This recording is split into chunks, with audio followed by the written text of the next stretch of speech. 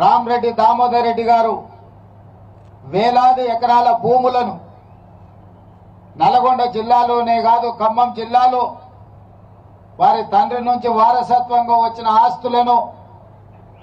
వారి అత్తగారి కుటుంబం నుంచి వచ్చిన వేలాది ఎకరాల వారసత్వాన్ని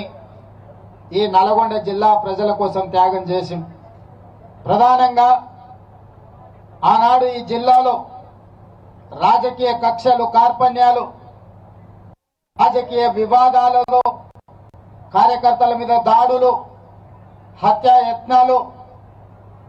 లాంటి విపత్కరమైన పరిస్థితులను ఎదుర్కొని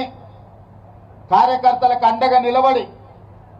వేలాది మంది కాంగ్రెస్ పార్టీ కార్యకర్తలను నల్గొండ జిల్లాలో కాపాడి ఈ జిల్లాలో జెండాను నిలబెట్టిన నాయకుడు రామరెడ్డి దామోదర్ రెడ్డి గారు ఈనాడు మన మధ్యలో లేకపోవడం ఎంతో బాధాకరం. ఆనాడు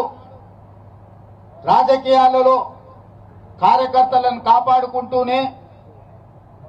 నల్లగొండ గడ్డను పట్టి పీడిస్తున్న ఫ్లోరైడ్ బాధితులను ఈ ప్రాంతం వరల్డ్ హెల్త్ ఆర్గనైజేషన్ ప్రజలు జీవించడానికి యోగ్యం కాని ప్రాంతము, భవిష్యత్తులో ఈ ప్రాంతము నిర్మానుష్యంగా మారి ఇక్కడ ప్రజలు నివసించలేని పరిస్థితి వస్తుంది అని చెప్పి ఆనాడు వరల్డ్ హెల్త్ ఆర్గనైజేషన్ ఇచ్చిన రిపోర్టు ప్రాతిపదికన నేపథ్యంలో ఈ ప్రాంతం కరువు, ఈ ప్రాంతానికి నీళ్లు లేకపోవడం, ఈ ప్రాంత పేద ప్రజలని ఫ్లోరైడ్ మహమ్మారి పట్టి పీడిస్తున్న సందర్భంలో గోదావరి జలాలను ఈ ప్రాంతానికి తరలించాలని ఆనాడు గొప్ప ఉద్యమం రామరెడ్డి దామోదర్ రెడ్డి గారు చేపట్టడం జరిగింది. వారి ఉద్యమ నేపథ్యంలో మొట్టమొదటి ప్రధానమంత్రి తన ప్రాధాన్యతలో ఎడ్యుకేషన్ అండ్ ఇరిగేషన్ అనే పండిత్ జవహర్లాల్ నెహ్రూ గారు తీసుకొని శ్రీరామ్ సాగర్ ప్రాజెక్టును మొట్టమొదటి ప్రధానమంత్రి గారు చేపడితే ఆ ప్రాజెక్టు కాలక్రమేణా అటు కరీంనగర్, వరంగల్ ఇతర ప్రాంతాలకు నీళ్లు ఇస్తూనే నల్గొండ జిల్లాకు కూడా నీళ్లు ఇవ్వాలి, ఈ ప్రాంతాన్ని పట్టి పీడిస్తున్న ఫ్లోరైడ్ సమస్యను పరిష్కరించాలి, కరువుగా ఎడారిగా మారిన నల్గొండ జిల్లా సస్యశ్యామలం కావాలి, పచ్చని పంటలు పండాలి అని ఆనాడు 40 సంవత్సరాల క్రితమే ఎమ్మెల్యేగా ఎన్నికైన దామోదర్ రెడ్డి గారు ప్రజల కోసం కొట్లాడింది. ఆనాడు ప్రతిపక్ష పార్టీ చంద్రబాబు నాయుడు గారు ముఖ్యమంత్రి ఉన్నప్పుడు ఉద్యమాన్ని ఉవ్వెత్తున లేపి ఈ ప్రాంత ప్రజలందరినీ కూడగట్టుకొని ఆనాటి ప్రభుత్వం మీద ఒత్తిడి తీసుకొచ్చి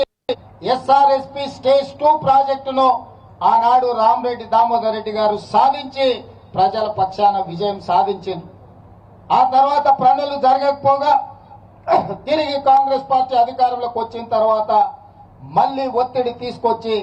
రామరెడ్డి దామోదర్ రెడ్డి గారు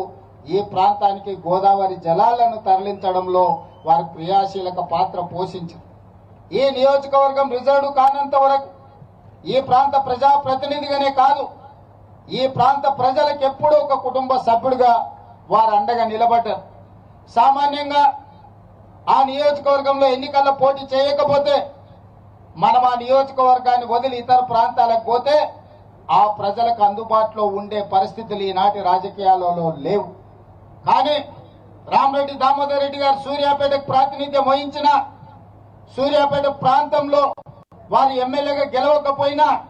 తుంగతుర్తి ప్రాంతానికి సంబంధించిన ప్రతి కార్యకర్తకు అండగా నిలబడి ఈ ప్రాంతాన్ని ఎన్నడూ వదులుకోలేదు. ఈనాడు గ్రామ గ్రామాన ఈ నియోజకవర్గంలో ఈ రోజు కాంగ్రెస్ పార్టీ బలంగా ఉన్నది అనంటే దానికి దామన్ననే ప్రధానమైన కారణం. మీరందరూ అభిమానంగా మీరందరూ ఇష్టంగా పిలుచుకునే దామన్న టైగర్ దామన్నగా ఈరోజు తెలంగాణ రాష్ట్రంలో గుర్తింపు పొందిండు. మొన్న జరిగిన ఎన్నికల్లో 50,000 రూపాయలు కూడా లేని మందుల సామ్యుల్ 50,000 పైన ఓట్ల మెజారిటీతోనే తుంగతుర్తికి ఎమ్మెల్యేగా గెలిచిండు అంటే దామోదర్ రెడ్డి గారు వేసిన కాంగ్రెస్ పునాదులే ఈనాడు ఈ నియోజకవర్గంలో అత్యధిక